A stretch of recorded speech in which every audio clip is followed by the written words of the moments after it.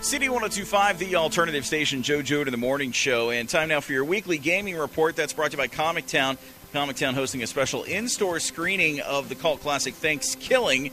That happens August 25th. You can search Thanksgiving on Facebook for details.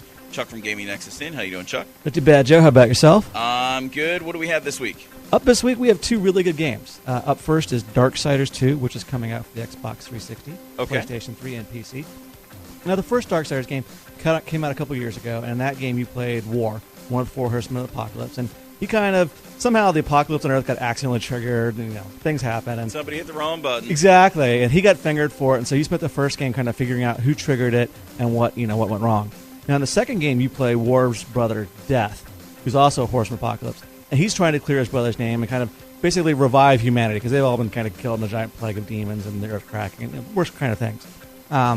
Happens to the best of us. Yeah, you have an off day. And so he has got a completely separate quest that runs parallel to the first game.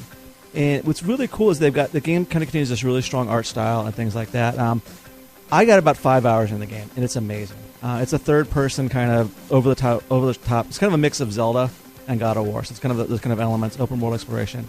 And they did all the things from the first game are back, and they've improved them. And then they've added a loot system and some light role-playing elements. And they've added some kind of parkour stuff that you can do because Death is a smaller dude than War.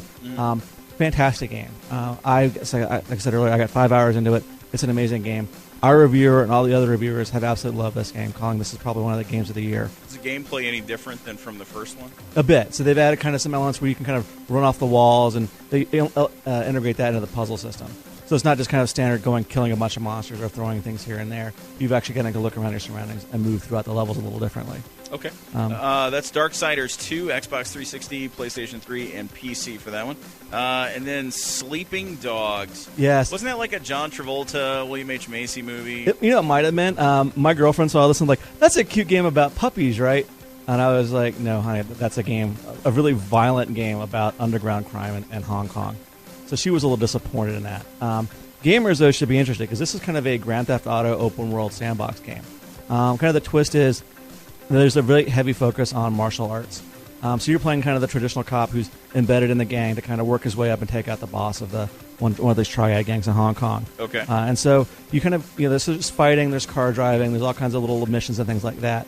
But the combat in the game is really smooth and fluid. They kind of looks like they lifted elements from the Batman Arkham Asylum games. So there's a very fluid flow to the combat.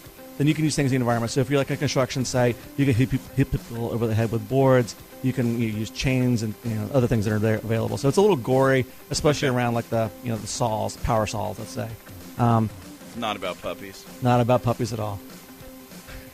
There was actually a puppy game out for the DS a couple of years ago. Where you could, yeah?